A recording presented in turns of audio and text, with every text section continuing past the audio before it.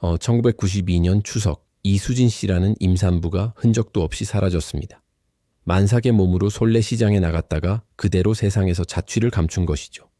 온 나라를 떠들썩하게 했던 이 실종은 1년 뒤에 결론이 났지만 그 진실은 우리 사회에 더 깊은 질문을 던졌습니다. 한 여인이 어째서 만삭의 몸으로 세상을 등져야 했을까요? 1992년은 휴대전화조차 보편화되기 전이었습니다. 사람이 한번 사라지면 찾기가 훨씬 어려웠던 시대였죠. 이 사건은 단순히 사라진 사람을 찾는 것을 넘어 우리 사회의 숨겨진 면모를 비추는 거울이 되었습니다. 과연 그날 솔레리에는 무슨 일이 있었던 걸까요? 그날의 흔적에서 이야기를 전해드립니다. 오늘의 이야기를 시작하기 전에 잠시만요. 구독과 좋아요를 눌러주시면 이와 같은 이야기를 계속 전할 수 있는 큰 힘이 됩니다. 1992년 10월 17일 추석 당일 아침이었습니다. 이수진 씨는 남편 박현우 씨와 함께 박현우 씨의 시댁이 있는 솔레리로 향했습니다. 임신 9개월, 배가 불러 걷는 것조차 힘든 상태였죠. 새벽 5시에 집을 나선 두 사람은 시외버스를 타고 2시간을 달려 시댁에 도착했습니다. 이수진 씨는 좁은 버스 좌석에서 내내 배를 감싸 안고 있어야 했습니다. 울퉁불퉁한 시골길을 지날 때마다 뱃속에 아이가 움직이는 것이 느껴졌습니다. 시댁에 도착한 이수진 씨를 맞이한 것은 시어머니 박정자 씨의 차가운 시선이었습니다. 인사를 제대로 받지도 않은 차에 박정자 씨는 곧바로 며느리에게 일을 시키기 시작했습니다. 명절 음식 준비가 이렇게 많은데 앉아만 있을 거니 임신했다고 봐주는 건 찾아볼 수 없었습니다. 오히려 박정자 씨는 이수진 씨가 임신했다는 사실을 핑계로 여기며 못마땅해 했죠. 전통적인 시댁에서 며느리는 집안일을 도맡아야 한다는 생각이 당연했던 시대였습니다. 우리 때는 아이 열을 낳아도 명절에 쉬지 않았어. 요즘 젊은 것들은 너무 약해. 박정자 씨의 목소리에는 짜증이 섞여 있었습니다. 사실 그녀 역시 젊은 시절 똑같은 고생을 했던 사람이었습니다. 하지만 자신이 겪었던 고통을 며느리도 당연히 겪어야 한다고 생각했습니다. 그것이 며느리의 도리라고 굳게 믿었던 것이죠. 이수진 씨는 무거운 몸을 이끌고 설거지를 하고 차례상을 준비했습니다. 허리가 아파도 다리가 부어도 내색할 수 없었죠. 주방 바닥은 차가운 시멘트였고 오래 서 있으니 발목이 퉁퉁 부어 올랐습니다. 그래도 참아야만 했습니다. 시아버지 박상철 씨는 어땠을까요?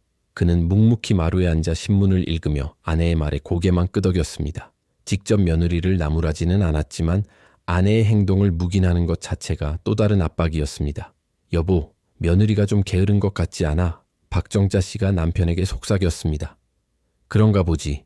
당신이 알아서 해. 박상철 씨의 대답은 짧고 무심했습니다. 남편 박현우 씨는 어땠을까요? 그는 고향에 내려온 다른 남자 친척들과 화투를 치며 시간을 보냈습니다.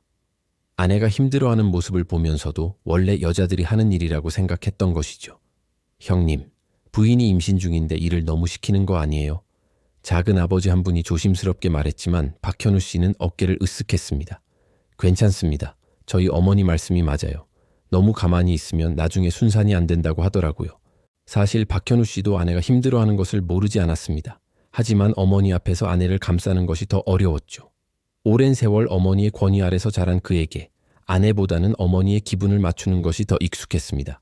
이수진 씨는 혼자서 무, 배추, 도라지를 다듬었습니다.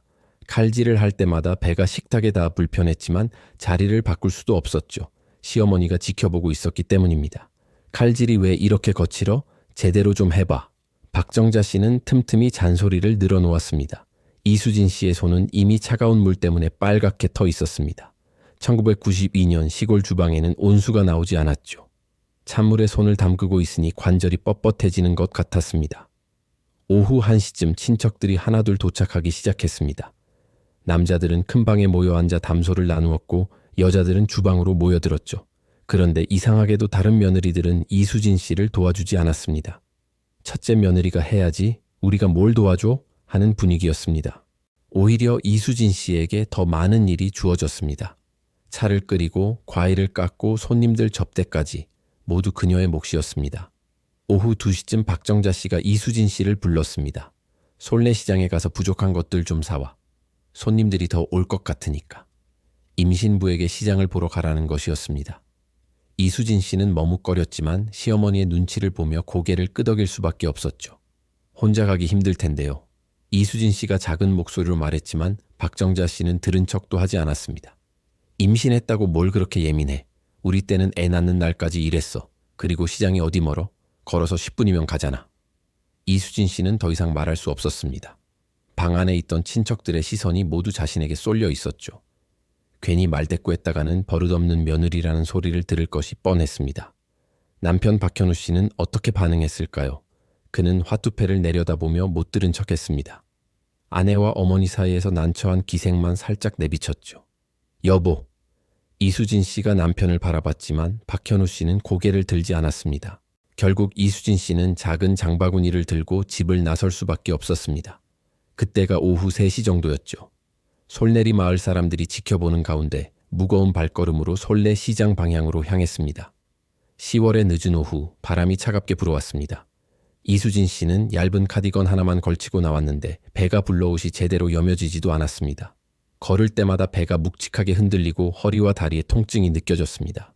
마을 사람들은 만삭의 임산부가 혼자 솔내시장을 보러 가는 모습을 보며 고개를 젓기도 했습니다. 하지만 아무도 나서서 도와주지는 않았죠. 남의 집 며느리 일에 끼어들고 싶지 않았던 것입니다. 그런데 이상한 일이 일어났습니다. 시간이 흘러도 이수진 씨가 돌아오지 않는 것이었죠. 오후 5시가 넘어도 이수진 씨는 나타나지 않았습니다. 평소 같으면 차례를 지낼 시간이었는데 정작 차례상 준비를 도맡아 하던 며느리가 보이지 않았습니다. 박정자 씨는 처음에는 별로 신경 쓰지 않았습니다. 어디 가서 아는 사람이라도 만났나 보다 정도로 생각했던 것이죠. 하지만 시간이 더 흘러도 이수진 씨가 나타나지 않자 조금씩 불안해지기 시작했습니다. 현우야, 내 마누라가 왜 이렇게 늦니? 박정자 씨가 아들에게 물었습니다. 박현우 씨도 이상하다고 생각했습니다. 아내는 평소 약속 시간을 잘 지키는 성격이었거든요. 더구나 임신 중이라 오래 돌아다니는 것을 힘들어했는데 2시간이 넘도록 돌아오지 않는 것이 이상했습니다. 솔내시장에 가서 한번 찾아보겠습니다. 박현우 씨가 밖으로 나갔습니다. 솔내시장은 마을 중심부에 있는 작은 전통시장이었습니다. 추석 당일이라 대부분의 상점들이 문을 닫은 상태였죠. 열려있는 몇 개 가게에 물어봤지만 임산부를 본 사람은 없었습니다. 임신한 여자요? 오늘 그런 사람 못 봤는데요. 추석인데 누가 장을 보러 와요? 다들 집에서 차례 지내고 있을 텐데. 박현우 씨는 솔내리 마을을 한 바퀴 돌아봤습니다. 버스 정류장도 확인해봤죠. 혹시 친정에 연락이라도 하러 갔나 싶어서였습니다. 하지만 이수진 씨의 모습은 어디에서도 찾을 수 없었습니다. 해가 지기 시작했습니다. 시골 마을의 10월 저녁은 금세 어두워졌습니다. 박현우 씨는 점점 초조해졌습니다. 임신한 아내가 이렇게 늦도록 돌아오지 않는다는 것이 이해되지 않았거든요. 집으로 돌아온 박현우 씨는 가족들에게 상황을 알렸습니다. 친척들도 모두 걱정스러운 표정을 지었습니다. 어둠이 짙게 깔린 얼굴로 박정자 씨가 수심에 잠겼습니다. 혹시 병원에라도 간 건 아닌지 박상철 씨가 걱정스레 물었죠. 박현우 씨는 그럴 리 없다며 몸이 아프다면 집으로 왔을 것이라고 답했습니다. 밤 8시가 넘도록 이수진 씨는 모습을 드러내지 않았습니다. 이제 모두의 얼굴에는 심각한 그림자가 드리워졌습니다. 임신 9개월의 산모가 이렇게 오랫동안 아무 연락 없이 사라질 리 없었기 때문이죠. 박상철 씨가 나직이 말했습니다. 경찰에 신고해야 하는 거 아닌가. 하지만 1992년 당시에는 성인이 하루 이틀 연락이 닿지 않는다고 해서 바로 수사에 착수하는 경우는 드물었습니다. 특히 솔내리 같은 시골에서는 더욱 그랬죠. 경찰들도 대부분 하루 이틀 더 기다려보라는 반응이었습니다. 밤은 깊어갔고 친척들은 하나둘 집으로 돌아갔습니다. 시댁에는 박현우 씨 가족만이 남아 있었습니다. 누구도 쉽게 잠들 수 없었죠. 박현우 씨는 밤새 솔내리 마을을 헤매었습니다. 가로등조차 드문 어두운 길을 손전등 하나에 의지해 돌아다녔습니다. 혹시 어디선가 쓰러져 있는 건 아닌지, 갑작스러운 진통으로 움직이지 못하는 건 아닌지 불안감에 휩싸였습니다. 동이 틀 무렵이 되어서야 박현우 씨는 지역 파출소로 달려갔습니다. 제 아내가 어제부터 실종됐습니다. 임신 9개월인데 솔내시장에 갔다가 그대로 사라졌어요. 파출소 근무자는 신고서를 받으며 조심스레 물었습니다. 혹시 부부싸움 같은 집안 문제는 없었나요? 박현우 씨는 그런 일은 없었다며 평소와 다를 바 없었다고 답했습니다. 그러나 경찰의 반응은 여전히 시큰둥했습니다. 그 시절에는 가출이나 사소한 가족 불화로 여기는 경우가 많았으니까요.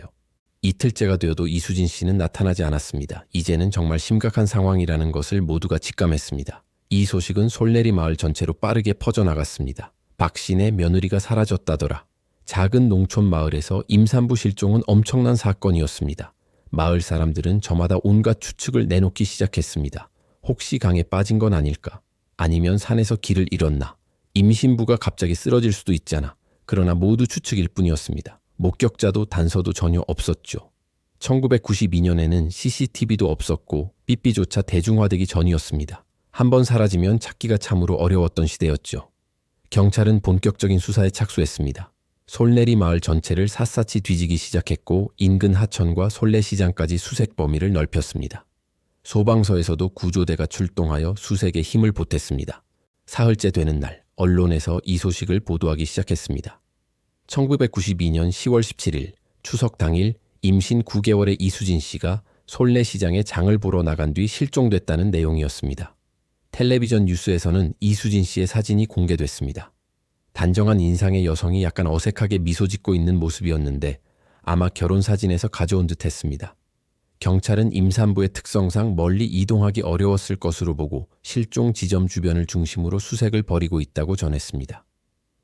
뉴스가 나간 뒤 전국적으로 이 사건에 대한 관심이 쏠리기 시작했습니다. 임산부 실종이라는 특수성 때문에 더욱 주목받았죠. 당시 사회는 임신한 여성에 대한 보호의식이 지금보다 훨씬 강했습니다. 신문에도 크게 실렸습니다. 만산부 추석날 실종, 온 가족 발동동이라는 제목으로 한면에 보도되었죠. 박현우 씨는 실종 신고를 한 지 일주일이 지나서야 비로소 상황의 심각성을 깨달았습니다.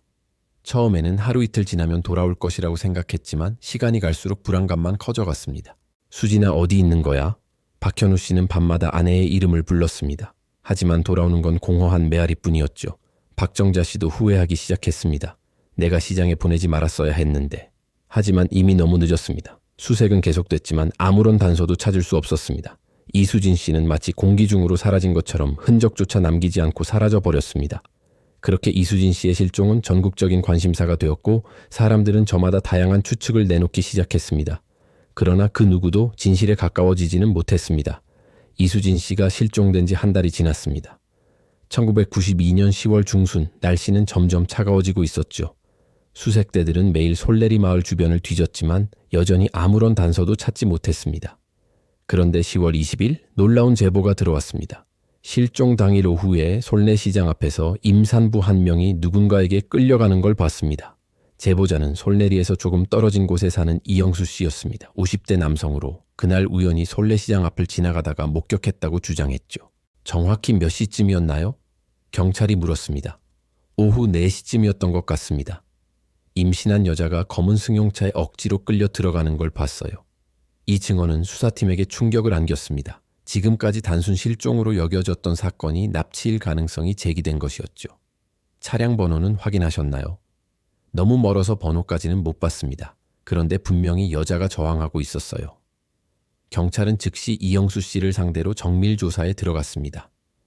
그의 증언에 따르면 이수진 씨로 보이는 임산부가 2명의 남성에 의해 강제로 채 태워졌다는 것이었습니다. 여자 목소리로 살려달라고 소리치는 것도 들었습니다. 이 증언이 알려지자 사건은 완전히 새로운 국면을 맞았습니다. 언론들은 임산부 납치 사건이라는 제목으로 대대적으로 보도하기 시작했습니다. 추석날 실종된 임산부 납치 가능성 제기, 목격자 증언으로 수사 급물살 전국이 떠들썩했습니다. 단순한 실종 사건이 강력 사건으로 바뀌면서 수사 인력도 대폭 늘어났죠. 강력계 형사들이 투입됐고 인근 지역의 검은색 승용차들을 전수조사하기 시작했습니다. 박현우 씨는 이 소식을 듣고 복잡한 감정에 휩싸였습니다. 한편으로는 단서가 생겼다는 안도감이 있었지만 다른 한편으로는 아내가 납치를 당했을지도 모른다는 공포가 엄습했습니다. 정말 납치를 당한 건가요? 박현우 씨가 수사관에게 물었습니다. 아직 확실하지 않습니다. 목격자 진술을 바탕으로 조사하고 있어요. 수사팀은 이영수 씨와 함께 현장 재현을 실시했습니다. 솔내시장 앞 주차장에서 정확히 어느 위치에서 무엇을 봤는지 세밀하게 확인했죠. 여기서 저기 보이는 전봇대 쪽을 봤습니다. 거리는 한 50m 정도 될까요? 그런데 조사를 진행하면서 이상한 점들이 발견되기 시작했습니다. 첫째, 그 거리에서 차 안의 상황을 정확히 볼 수 있을까 하는 의문이었습니다. 둘째, 그날 오후 그 주변에서 다른 목격자가 전혀 없다는 점도 의심스러웠죠. 수사팀은 이영수 씨의 신원을 조사했습니다. 그는 솔내리 마을에서 소규모 농사를 짓는 평범한 농민이었습니다. 전과도 없었고 특별히 문제가 될 만한 이력도 없었죠. 왜 한 달이나 지나서 신고를 하신 겁니까? 수사관이 물었습니다. 처음에는 대수롭지 않게 생각했어요. 그런데 텔레비전에서 실종 소식을 보니까 혹시 내가 본 게 그 사람일 수도 있겠다 싶어서. 일견 그럴듯한 대답이었습니다. 하지만 수사관들은 계속해서 의심의 눈초리를 거두지 않았습니다. 며칠 뒤 결정적인 문제가 드러났습니다. 이영수 씨가 말한 시간과 장소에서 다른 사람의 증언이 나온 것이었습니다. 솔레시장 상인 김철수 씨가 나서서 말했습니다. 그날 오후 4시에는 제가 시장 앞에 계속 있었어요. 추석이라 일찍 문을 닫으려고 정리하고 있었거든요. 그런데 그런 일은 없었습니다. 김철수 씨는 그날 오후 3시부터 5시까지 시장 앞에서 정리 작업을 했다고 증언했습니다. 만약 이영수 씨의 말이 사실이라면 김철수 씨도 분명히 봤을 것이라는 게 수사팀의 판단이었죠. 정말 확실하세요? 수사관이 다시 한번 확인했습니다. 네, 확실합니다. 그런 일이 있었다면 제가 모를 리가 없어요. 이 증언으로 이영수 씨의 신빙성에 큰 의문이 제기됐습니다. 수사팀은 이영수 씨를 다시 불러 집중 조사했죠. 왜 거짓말을 하신 겁니까? 처음에는 부인하던 이영수 씨였지만 결국 사실을 털어놓았습니다. 죄송합니다. 거짓말이었어요. 왜 그런 거짓말을 한 겁니까? 관심을 받고 싶었어요. 텔레비전에도 나오고 그리고 혹시 포상금이라도 있을까 해서. 충격적인 진실이었습니다. 거짓된 고백이었습니다. 이영수 씨는 그저 이목을 끌고 혹시 받을지도 모를 포상금 때문에 허위 진술을 한 것이었죠. 이 사실이 알려지자 여론은 들끓기 시작했습니다. 불쌍한 가족들에게 상처만 주고 수사를 이런 식으로 방해하면 어떻게 하냐는 비난이 쏟아졌습니다. 언론도 이영수 씨를 강력하게 질타했습니다. 허위 신고로 수사 혼선, 임산부 가족의 또 다른 상처라는 제목으로 보도했죠. 박현우 씨는 이 소식을 접하고 깊은 절망에 빠져들었습니다. 한 달 가까이 품었던 희망이 한순간에 무너져 내린 것이었습니다. 그럼 제 아내 이수진은 대체 어디 있는 겁니까? 박현우 씨가 수사관에게 울분을 터뜨렸습니다. 죄송합니다. 다시 처음부터 수사하겠습니다. 허위 신고 사건 때문에 수사는 한 달 넘게 엉뚱한 방향으로 흘러갔습니다. 소중한 시간과 인력이 허비된 셈이었죠. 무엇보다 심각한 것은 가족들의 마음에 씻을 수 없는 또 다른 상처를 안겨주었다는 점이었습니다. 이영수 씨는 결국 수사방해 혐의로 입건되었습니다.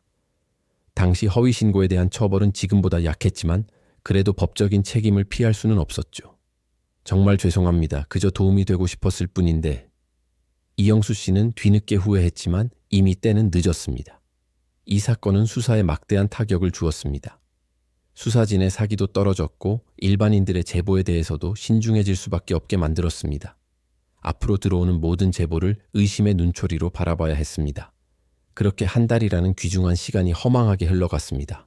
이수진 씨의 행방은 여전히 오리무중이었고 가족들의 고통만 더욱 깊어지는 나날이었습니다. 허위 신고 사건 이후 수사는 다시 원점으로 돌아왔습니다. 1992년 12월 이수진 씨가 사라진 지 2달이 넘었지만 여전히 실마리조차 찾지 못한 상황이었습니다. 경찰은 수사 방식을 완전히 바꿨습니다. 더 이상 제보에만 의존하지 않고 체계적이고 과학적인 접근을 시도했습니다. 당시로서는 최첨단 수사 기법이었던 프로파일링도 도입했죠. 임신 9개월의 여성이 혼자 멀리 갈 수는 없다. 방영 5km 이내에서 무슨 일이 벌어졌을 것이다.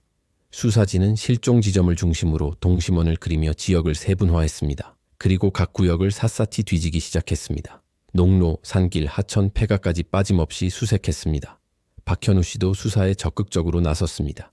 직장에 휴직계를 내고 매일 전단지를 들고 거리로 나섰죠. 제 아내 이수진을 찾고 있습니다. 임신 9개월이었어요.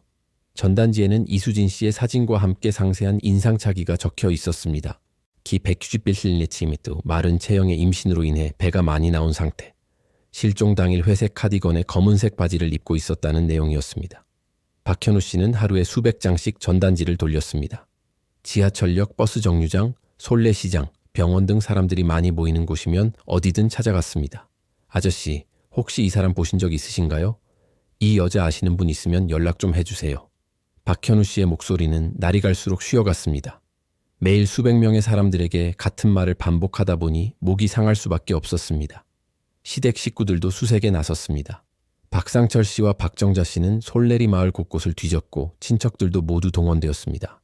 특히 박정자 씨는 며느리를 시장에 보낸 것에 대한 죄책감 때문에 더욱 열심히 찾아다녔습니다. 내가 보내지 말았어야 했는데 박정자 씨는 하루에도 수십 번씩 후회했습니다. 마을 사람들도 도움의 손길을 내밀었습니다. 자발적으로 수색대를 꾸려 인근 산과들을 샅샅이 뒤졌습니다. 특히 솔레리 이장 김만수 씨는 앞장서서 수색을 지휘했습니다. 우리 마을에서 일어난 일인데 우리가 나서지 않으면 누가 나서겠어.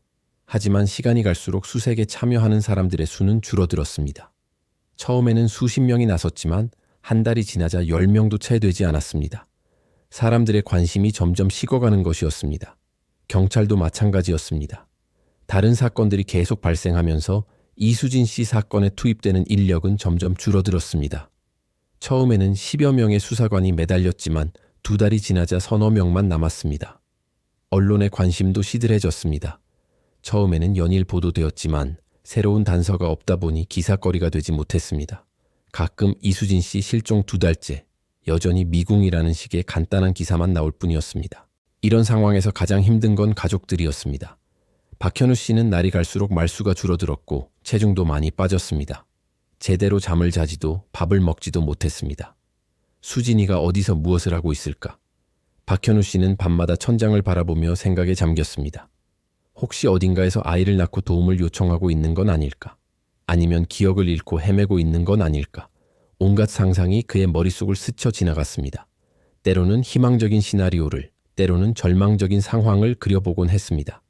시댁 분위기도 무거워졌습니다. 박정자 씨는 며느리를 잃은 충격과 죄책감 때문에 우울증에 빠졌습니다. 평소 활달했던 성격이 완전히 바뀌어 말수가 줄어들었습니다. 내가 솔레시장에 보내지 않았다면?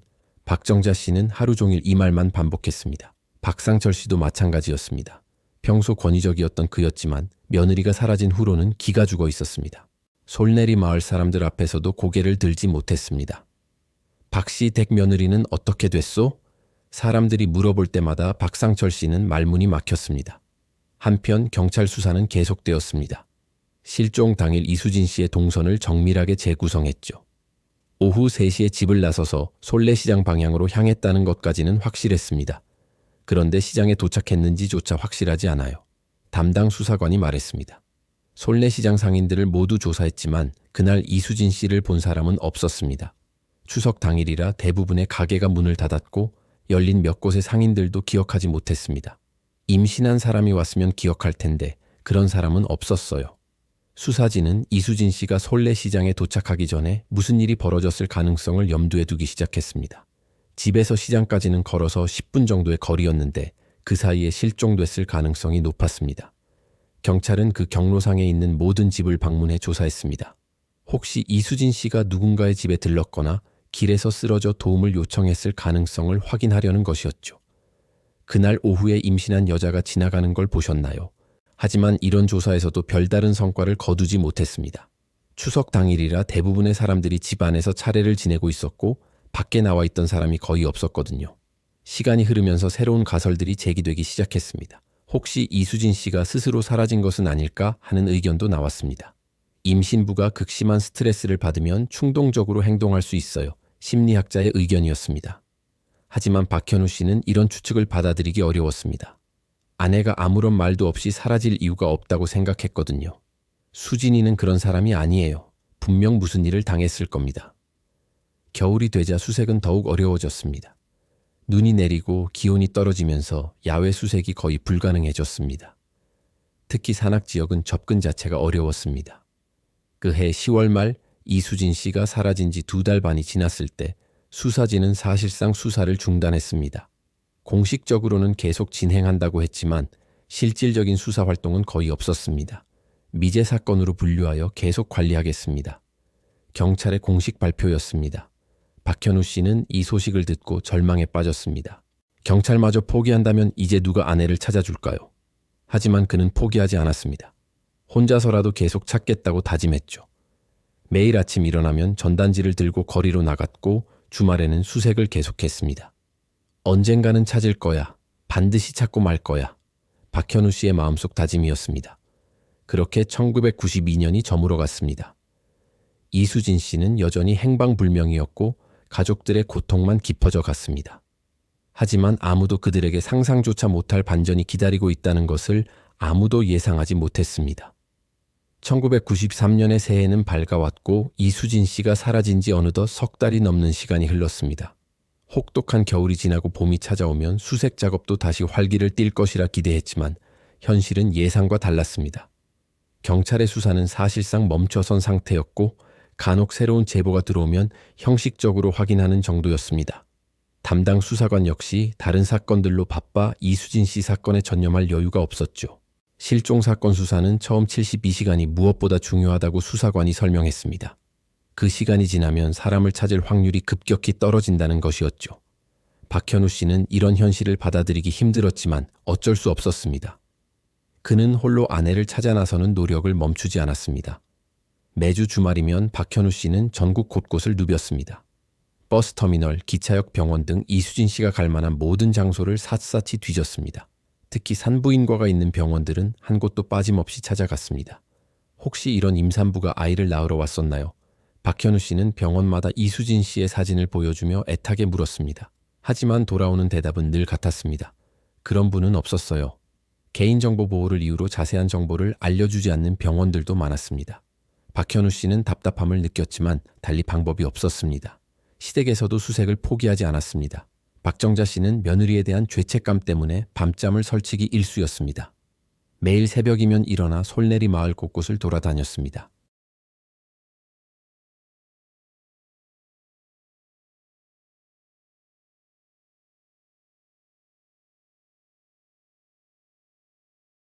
수진아, 어디 있니? 어미가 잘못했다. 돌아와라. 박정자 씨는 혼잣말을 중얼거리며 걷고 또 걸었습니다. 마을 사람들은 박정자 씨를 보며 안쓰러워했습니다. 평소 당당하고 활기 넘치던 그녀가 완전히 다른 사람이 되어버렸기 때문입니다. 박서방네 안 사람이 많이 상하신 것 같아 마을 사람들의 걱정 섞인 목소리였습니다. 하지만 시간이 흐를수록 사람들의 관심은 다른 곳으로 향했습니다. 새로운 사건들이 터지고 새로운 뉴스들이 쏟아져 나왔습니다. 이수진 씨 실종 사건은 점점 사람들의 기억 속에서 희미해져 갔습니다. 언론도 마찬가지였습니다. 처음에는 연일 보도했던 사건이었지만 이제는 특별한 날에만 간간히 언급될 뿐이었습니다. 이수진 씨 실종 석 달 여전히 단서 없어. 이런 식의 짧은 기사만 가끔 나올 뿐이었습니다. 더 이상 독자들의 이목을 끌지 못했기 때문입니다. 박현우 씨는 이런 현실이 야속하기만 했습니다. 세상 사람들에게는 이미 지난 뉴스일 뿐이었지만 그에게는 여전히 현재 진행형의 고통이었기 때문입니다. 사람들이 너무 쉽게 잊어버려요. 박현우 씨가 친구에게 속마음을 털어놓았습니다. 그래도 포기하면 안 되지. 언젠가는 소식이 있을 거야. 친구는 위로했지만 박현우 씨의 마음은 여전히 무거웠습니다. 1993년 봄이 되자 새로운 움직임이 생겨났습니다. 실종자 가족들의 모임이 만들어진 것이었죠. 이수진 씨와 비슷한 처지에 있는 가족들이 모여 서로 정보를 나누고 위로를 건네는 모임이었습니다. 우리끼리라도 힘을 합쳐야 해요. 모임을 이끈 사람은 3년 전 아들을 잃은 이춘자 씨였습니다. 박현우 씨도 이 모임에 참여했습니다. 처음에는 어색했지만 비슷한 아픔을 가진 사람들과 이야기를 나누면서 조금씩 마음이 편안해지는 것을 느꼈습니다. 포기하면 안 돼요. 저희 아들도 3년 만에 소식이 왔거든요. 이춘자 씨의 격려였습니다. 모임에서는 각자의 경험을 공유했습니다. 어떤 방법으로 찾았는지, 어디에 신고해야 하는지, 어떤 기관의 도움을 받을 수 있는지 등 실질적인 정보들이 오고 갔습니다. 박현우 씨는 이런 정보들을 바탕으로 수색 범위를 넓혔습니다. 전국의 무연고 환자들을 수용하는 병원들도 찾아갔고 사회복지시설들도 돌아다녔습니다. 기억을 잃고 어딘가에 있을 수도 있어요. 누군가의 조언이었습니다. 하지만 이런 노력들도 별다른 성과를 거두지 못했습니다. 시간만 하염없이 흘러갈 뿐이었습니다. 그러던 중 새로운 시각의 의견들이 제기되기 시작했습니다. 일부 사람들은 이수진 씨가 스스로 사라진 것일 수도 있다고 추측했습니다. 임산부가 극심한 스트레스를 받으면 충동적으로 행동할 수 있어요. 정신과 의사의 소견이었습니다. 시댁에서 받은 스트레스 때문에 가출한 것일 수도 있고요. 여성학자의 분석이었습니다. 이런 의견들이 언론에 보도되면서 여론이 조금씩 달라지기 시작했습니다. 처음에는 순수한 피해자로 여겨졌던 이수진 씨가 어쩌면 스스로 선택한 결과일 수도 있다는 시각이 생긴 것입니다. 요즘 젊은 며느리들은 조금만 힘들어도 집을 나가버린다더라. 예전 같으면 꾹 참고 살았을 텐데 요즘은 참을성이 없어. 이런 식의 비판적인 여론도 나타났습니다. 특히 기성세대들 사이에서는 이수진 씨를 동정하기보다는 비판하는 시각이 늘어났습니다. 박현우 씨는 이런 여론 변화에 깊은 상처를 받았습니다. 아내를 걱정하는 마음보다 비난하는 목소리가 더 크게 들렸기 때문입니다. 수진이는 그런 사람이 아니에요. 절대 그런 사람이 아니라고요. 박현우 씨는 아내를 변호했지만 사람들은 들으려 하지 않았습니다. 시댁에서도 비슷한 압박을 받았습니다. 솔내리 동네 사람들은 박정자 씨를 보며 수군거렸습니다. 며느리 교육을 제대로 안 시켰나 봐. 그러게, 너무 엄하게 했나. 이런 시선들 때문에 박정자 씨는 더욱 집 밖으로 나오기 어려워졌습니다. 동네 사람들과 마주치는 것 자체가 고통스러웠기 때문입니다. 1993년 여름이 되자 이수진 씨 실종 사건은 완전히 잊힌 듯 했습니다. 언론에서도 더 이상 다루지 않았고 사람들도 관심을 보이지 않았습니다. 하지만 박현우 씨는 포기하지 않았습니다. 비록 홀로였지만 계속해서 아내를 찾아다녔습니다. 전국 곳곳을 누비며 단 하나의 단서라도 찾으려고 노력했습니다. 언젠가는 만날 수 있을 거야. 반드시 만날 수 있을 거야. 박현우 씨의 간절한 바람이었습니다. 가을이 되고 다시 겨울이 찾아왔습니다. 이수진 씨가 사라진 지 1년이 넘어가는 시점이었습니다. 이제 대부분의 사람들은 이수진 씨가 다시 돌아올 가능성이 거의 없다고 생각했습니다. 하지만 박현우 씨만은 달랐습니다. 그는 여전히 희망을 놓지 않았습니다. 매일 아침 일어나면 오늘은 아내의 소식을 들을 수 있을 거라고 기대했습니다. 그리고 마침내 그 기대가 현실이 되는 날이 찾아왔습니다. 아무도 예상하지 못했던 방식으로 말입니다. 1993년 10월 15일, 실종된 지 거의 1년이 다 되어가는 시점이었습니다. 그날도 여느 때와 다를 바 없는 평범한 가을 오후였습니다. 서울의 한 구청 민원실에서는 오늘도 여러 시민들이 다양한 업무를 보러 왔습니다. 출생신고, 전입신고, 혼인신고 등 일상적인 업무들이 계속 이어졌습니다. 오후 2시쯤 민원실 출생신고 담당 창구에 한 여성이 나타났습니다. 갓 태어난 아기를 품에 안고 온 것이었죠. 아기는 깊은 잠에 빠져 있었고 여성은 조심스럽게 아이를 안고 있었습니다. 담당 직원은 최은주 씨였습니다. 35살의 성실한 공무원으로 10년 넘게 민원 업무를 담당해온 베테랑이었습니다. 그녀는 평소와 다름없이 업무를 처리하려 했습니다. 출생 신고하시려고요? 최은주 씨가 물었습니다. 네, 그렇습니다. 여성이 조용히 대답했습니다. 최은주 씨는 서류를 건네주며 아기를 내려다보았습니다. 갓 태어난 아기 특유의 작고 연약한 모습이었습니다. 그런데 무언가 이상했습니다. 산모의 모습이 어디선가 본 듯한 느낌이 들었기 때문입니다. 실례지만 성함이 어떻게 되세요? 최은주 씨가 다시 물었습니다. 이수진입니다. 그 순간 최은주 씨의 머릿속에 번개가 친 것 같았습니다. 이수진이라는 이름, 그리고 그 얼굴, 1년 전 전국을 떠들썩하게 했던 실종 사건의 그 사람이었습니다. 최은주 씨는 잠시 말을 잇지 못했습니다. 설마 하는 마음에 다시 한번 확인했지만 틀림없었습니다. 텔레비전과 신문에서 수없이 봤던 그 얼굴이었기 때문입니다. 잠깐만요. 최은주 씨가 말을 더듬었습니다. 이수진 씨는 최은주 씨의 반응을 보며 자신이 인식되었다는 것을 알아차렸습니다. 하지만 태연하게 서 있었습니다. 마치 이런 상황을 이미 예상하고 있었던 것처럼 말입니다. 최은주 씨는 급히 동료에게 신호를 보냈습니다. 그리고 조심스럽게 말했죠. 혹시 1년 전에 실종됐던 그분이세요? 이수진 씨는 잠시 침묵했다가 고개를 끄덕였습니다. 네, 맞습니다. 민원실이 순식간에 술렁거리기 시작했습니다. 다른 직원들도 상황을 파악하고 놀라움을 감추지 못했습니다. 도저히 믿을 수 없는 일이었죠.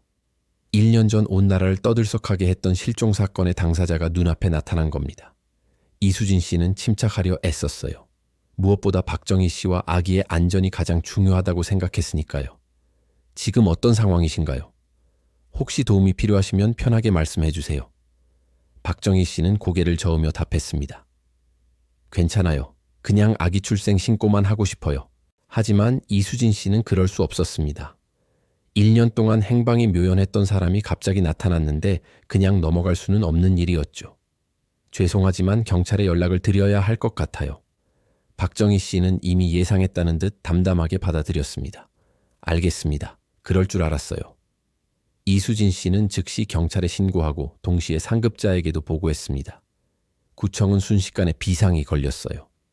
실종됐던 박정희 씨가 나타났다고요? 구청장도 놀라움을 감추지 못했습니다. 20분 뒤 경찰차가 구청 앞에 도착했고 형사 2명이 급히 민원실로 들어왔습니다. 그들도 박정희 씨를 보자마자 알아봤죠. 정말 박정희 씨 맞으신가요? 형사가 다시 한번 확인했습니다. 네, 맞습니다. 1년 동안 어디에 계셨던 건가요? 박정희 씨는 잠시 망설이다가 입을 열었습니다. 설명하기 복잡해요. 경찰서에서 자세히 말씀드릴게요. 아기는 여전히 엄마 품에서 잠들어 있었습니다. 갓 태어난 지 얼마 되지 않은 듯 보였죠. 형사들은 아기의 상태도 확인했습니다. 아이는 언제 태어났나요? 일주일 전입니다. 병원에서 나오신 건가요? 네, 그렇습니다. 하지만 박정희 씨는 더 이상의 자세한 설명은 거부했습니다. 경찰서에서 정식으로 조사받겠다는 입장이었죠. 이 소식은 순식간에 퍼져나갔습니다. 구청 직원들의 입을 통해 인근 지역에 알려졌고 곧 언론사들도 소식을 접했죠. 1년 전 실종된 임산부, 아기와 함께 나타나 오후 4시쯤부터 언론사 기자들이 구청 앞에 몰려들기 시작했습니다. 카메라와 마이크를 든 기자들이 박정희 씨가 나오기를 기다렸죠. 하지만 박정희 씨는 이미 경찰차를 타고 경찰서로 향한 뒤였습니다. 기자들은 텅 빈 구청 건물만 지켜볼 수밖에 없었죠. 한편 박성호 씨에게도 연락이 갔습니다. 경찰서에서 직접 전화를 한 것이었죠. 여보세요, 박성호 씨 되십니까? 경찰입니다. 부인께서 나타나셨습니다. 전화를 받은 박성호 씨는 처음에 무슨 말인지 이해하지 못했습니다. 네? 무슨 말씀이세요? 박정희 씨가 오늘 오후에 나타났습니다. 아기도 함께 있고요. 지금 경찰서에서 조사 중입니다. 박성호 씨는 전화기를 떨어뜨릴 뻔했습니다. 1년 동안 기다렸던 소식이었지만 막상 듣고 보니 믿기지 않았거든요. 정말 우리 정희가 나타났다고요? 네, 맞습니다. 지금 당장 오셔서 확인해 주세요. 박성호 씨는 급히 회사에서 뛰쳐나왔습니다. 택시를 타고 경찰서로 향하면서도 꿈을 꾸는 것 같았죠. 1년 동안 간절히 바랐던 순간이 드디어 왔다는 것이 실감나지 않았습니다. 시댁에도 연락이 갔습니다. 박말순 씨와 박영호 씨도 급히 서울로 올라왔죠. 온 가족이 경찰서로 몰려들었습니다. 정말 정희가 돌아온 거야? 박말순 씨는 눈물을 흘리며 물었습니다. 1년 동안의 고통과 죄책감이 한순간에 밀려왔죠. 며느리가 무사히 돌아왔다는 안도감과 함께 왜 이제서야 나타났는지에 대한 궁금증도 컸습니다. 저녁 무렵 박성호 씨는 드디어 아내와 만날 수 있었습니다. 경찰서 조사실에서 1년 만에 마주친 부부는 서로를 바라보며 복잡한 감정에 휩싸였죠. 정희야. 박성호 씨의 목소리는 떨리고 있었습니다. 박정희 씨는 남편을 보며 담담하게 말했습니다. 미안해요. 걱정 많이 끼쳤죠. 그리고 품에 안긴 아기를 보여주었습니다. 우리 아이예요. 박성호 씨는 아기를 보자 눈물이 쏟아졌습니다. 1년 동안 기다렸던 아내와 아이가 모두 무사히 돌아온 것이었죠. 하지만 기쁨도 잠시 여러 가지 의문들이 머릿속을 스쳐 지나갔습니다. 1년 동안 어디에 있었을까? 왜 연락하지 않았을까? 그리고 무엇보다 왜 갑자기 나타난 걸까? 모든 의문의 답은 박정희 씨의 입에서 나와야 했습니다. 그녀가 1년 동안 겪었던 일들, 그리고 왜 그런 선택을 했는지에 대한 이야기 말이죠. 경찰서 조사실은 긴장감으로 가득했습니다. 1년 동안 전국을 떠들썩하게 했던 실종 사건의 당사자가 드디어 입을 열 순간이었죠. 박정희 씨는 아기를 품에 안고 담담한 표정으로 앉아 있었습니다. 처음부터 차근차근 말씀해 주세요. 작년 추석날 무슨 일이 있었는지부터 시작해서요. 담당 수사관이 조심스럽게 물었습니다. 박정희 씨는 잠시 침묵했다가 입을 열었습니다. 그날 시장에 가라고 하셨을 때 정말 힘들었어요. 배가 무거워서 걷기도 어려웠는데 그녀의 목소리는 차분했지만 그 안에는 깊은 상처가 묻어 있었습니다. 시어머니는 제가 임신했다는 걸 핑계라고 생각하셨어요. 우리 때는 애 낳는 날까지 일했다면서 계속 일을 시키셨죠. 박정희 씨는 그날의 상황을 하나씩 설명하기 시작했습니다. 새벽부터 명절 음식을 준비하고 친척들 접대를 하느라 하루 종일 서 있어야 했던 일들을 말이죠. 남편도 저를 도와주지 않았어요. 어머니 눈치만 보고 있었죠. 제가 힘들어하는 걸 알면서도 모른 척했어요. 박성호 씨는 아내의 말을 듣고 고개를 숙였습니다. 그제서야 자신이 얼마나 무심했는지 깨달았거든요. 그래서 집을 나가신 건가요? 수사관이 물었습니다. 처음에는 그런 생각이 없었어요. 정말 시장에 가려고 집을 나섰거든요. 박정희 씨는 그날 오후의 상황을 자세히 설명했습니다. 무거운 몸을 이끌고 집을 나서서 시장 방향으로 걸어가던 중에 일어난 일들을 말이죠.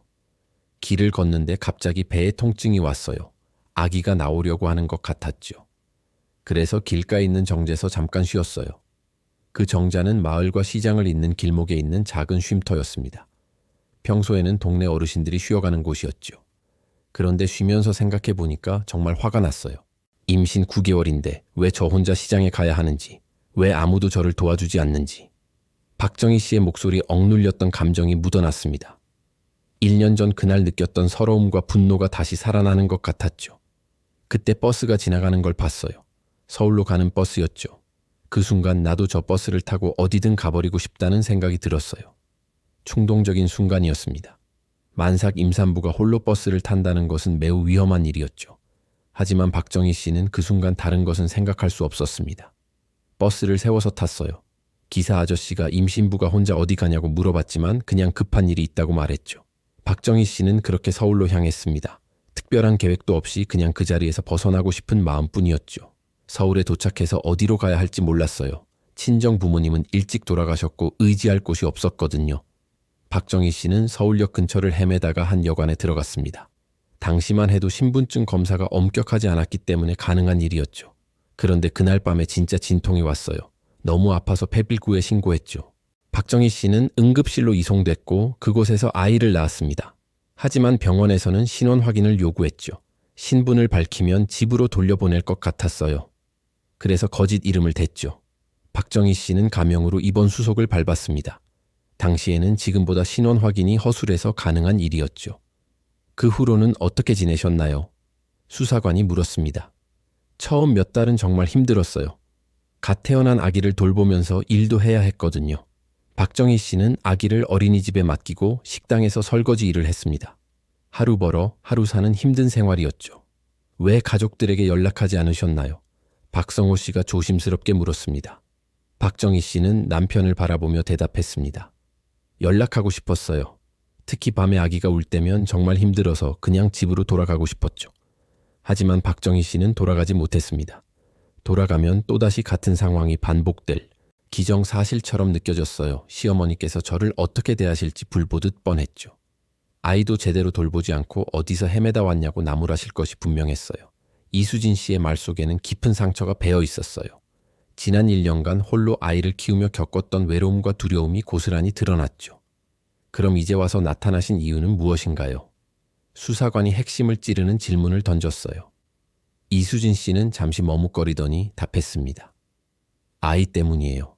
이제 혼자서는 더 이상 감당하기 힘들 것 같아서요. 실제로 이수진 씨의 상황은 점차 악화되고 있었습니다. 아이가 자랄수록 더 많은 보살핌이 필요했고 경제적인 한계도 절감했죠. 그리고 아이도 아버지를 알 권리가 있잖아요. 영원히 숨어 지낼 수는 없었어요. 이수진 씨는 결국 현실과 타협하기로 마음먹었던 것이었습니다. 비록 어려움이 따르더라도 가족의 품으로 돌아가는 것이 아이에게는 더 나을 것이라고 판단했죠. 조사실에는 긴 침묵이 흘렀습니다. 모두가 이수진 씨의 이야기를 곰곰이 생각하느라 바빴습니다. 박정자 씨는 며느리의 이야기를 듣고 눈물을 글썽겼습니다.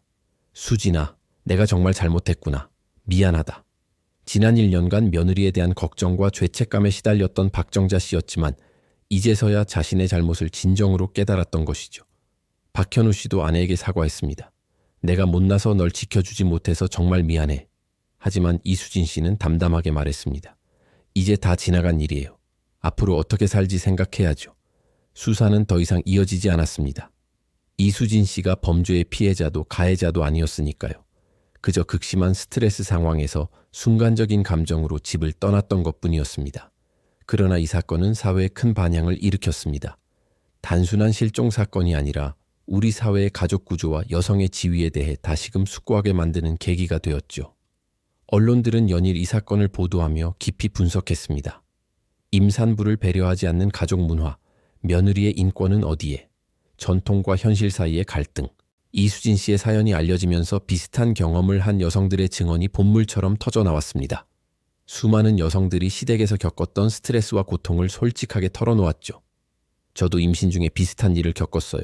명절 때마다 며느리에게만 모든 일을 시키는 건 정말 심각한 문제예요. 여성계에서는 이 사건을 계기로 가족 내 성평등과 임산부 보호에 대한 사회적 논의가 시급하다고 주장했습니다. 하지만 일부에서는 이수진 씨의 행동을 비판하는 목소리도 있었습니다. 아무리 힘들어도 가족에게 걱정을 끼치면 안 되지. 요즘 젊은 사람들은 참을성이 없어. 이런 상반된 여론들이 사회 전체에 큰 논쟁을 불러일으켰습니다. 이수진 씨 사건은 단순한 개인의 문제를 넘어 우리 사회가 직면한 구조적 문제를 드러낸 상징적인 사건이 되었죠.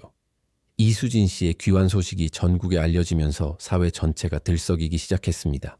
단순한 실종 사건의 해결을 넘어 우리 사회의 깊숙한 문제들이 수면 위로 드러난 것이었습니다.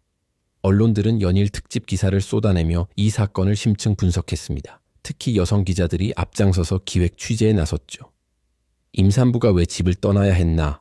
며느리 인권 이대로 좋은가? 변화하는 가족, 달라져야 할 의식. 한 일간지는 일주일 연속으로 관련 기사를 실었습니다. 전국의 며느리들을 대상으로 한 설문조사 결과도 공개했죠. 명절 때 시댁일을 혼자 도맡아 한다 78%, 시어머니로부터 스트레스를 받는다 64%, 임신 중에도 집안일을 강요받았다 52%. 충격적인 수치들이었습니다. 이수진 씨의 경험이 결코 특별한 것이 아니라는 사실이 만천에 드러난 것이죠. 텔레비전 토론 프로그램에서도 연일 이 문제를 다뤘습니다. 여성학자, 사회학자, 심리학자들이 출연해 열띤 토론을 벌였습니다. 전통적인 가족 구조에서 여성의 희생은 당연시되었습니다. 하지만 이제는 달라져야 해요. 한 여성학자의 주장이었습니다. 그렇다고 해서 가족을 버리고 떠나는 것이 해답일까요? 대화로 해결할 방법도 있었을 텐데요. 보수적인 견해를 가진 교수의 반박이었습니다. 이러한 논쟁은 일반 시민들 사이에서도 뜨겁게 벌어졌습니다. 직장에서, 동네에서, 심지어 가족 간에도 의견이 갈렸죠. 이수진 씨가 잘했다. 나라도 그랬을 것이다. 젊은 여성들의 지지가 높았습니다. 가족에게 1년 동안 걱정을 끼친 건 잘못이다. 기성세대들의 비판적인 의견도 만만치 않았습니다. 하지만 무엇보다 놀라운 것은 전국 각지에서 비슷한 사연을 가진 여성들의 증언이 쏟아져 나온 것이었습니다. 부산의 한 주부는 방송국에 전화를 걸어 이렇게 말했습니다. 저도 이수진 씨와 똑같은 경험을 했어요. 임신 중인데 시어머니가 명절 음식을 혼자 다 준비하라고 하셨거든요. 그때 정말 집을 나가고 싶었어요. 대구의 한 여성은 신문사에 편지를 보냈습니다. 제가 둘째 아이를 임신했을 때 시댁에서는 제 몸보다 뱃속 아이만 걱정했어요. 아들을 낳아야 한다는 압박 때문에 정신적으로 너무 힘들었죠. 이런 증언들이 계속 이어지면서 사회는 그동안 묻혀있던 문제들을 직시하게 됐습니다. 이수진 씨 사건은 빙산의 일각에 불과했던 것이죠. 정치권에서도 반응이 나왔습니다. 여성 국회의원들이 앞장서서 관련 법안을 발의했죠. 임산부 보호에 관한 특별법, 가정 내 성평등 증진법과 같은 법안들이 국회에 상정됐습니다. 비록 당장 통과되지는 않았지만 사회적 관심을 불러일으키는 데는 성공했습니다. 종교계에서도 목소리를 냈습니다. 일부 개신교와 불교 단체들이 성명을 발표했죠. 가족 안에서도 서로 존중하고 배려하는 문화가 필요합니다. 임신한 여성을 보호하는 것은 종교를 떠나 인간의 기본 도리입니다. 교육계에서도 변화의 바람이 불기 시작했습니다. 일부 대학교에서는 가족과 성평등이라는 교양 과목을 신설했죠. 고등학교에서도 가정 시간에 이런 내용을 다루기 시작했습니다. 의료계에서도 움직임이 있었습니다. 산부인과 의사들이 나서서 임산부 보호 캠페인을 벌였습니다. 임신은 질병이 아니지만 특별한 보호가 필요한 상태입니다. 가족 모두가 임산부를 배려해야 합니다. 이런 메시지들이 병원 곳곳에 붙여지기 시작했습니다. 하지만 무엇보다 가장 큰 변화는 일반 가정에서 일어났습니다. 이수진 씨 사건을 계기로 많은 가족들이 자신들의 모습을 돌아보기 시작한 것이죠. 우리 집도 며느리에게 너무 의존하고 있는 건 아닐까? 명절 때 아내 혼자 고생하게 하는 건 아닐까? 이런 반성의 목소리들이 곳곳에서 나왔습니다. 실제로 그 해 추석부터는 남성들이 명절 준비에 참여하는 비율이 크게 늘었습니다. 이수진 씨 가족은 어떻게 됐을까요? 그들도 큰 변화를 겪었습니다. 박정자 씨는 며느리에게 진심으로 사과했습니다.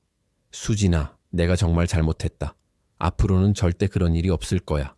그녀는 자신의 행동을 깊이 반성하며 달라지려고 노력했습니다. 며느리를 그저 며느리가 아닌 한 사람의 여성으로, 그리고 손자의 어머니로 존중하기 시작했죠. 박현우 씨도 변했습니다. 아내가 겪었던 고통을 뒤늦게나마 이해하게 된 것이죠. 내가 너무 무심했었구나. 앞으로는 수진이를 제대로 지켜주겠어. 그는 실제로 행동으로 보여줬습니다. 집안일을 함께하고 아내와 아이를 위해 더 많은 시간을 투자했습니다. 이수진 씨는 어떨까요? 그녀는 힘든 시간을 겪었지만 결국 자신의 목소리를 낼 수 있게 됐습니다. 저는 그저 한 사람으로 존중받고 싶었을 뿐이에요. 임신했다고 해서 무시당하거나 혹사당해서는 안 된다고 생각해요. 이수진 씨의 이런 말들은 많은 여성들에게 용기를 주었습니다. 자신의 권리를 당당하게 주장할 수 있다는 희망을 말이죠.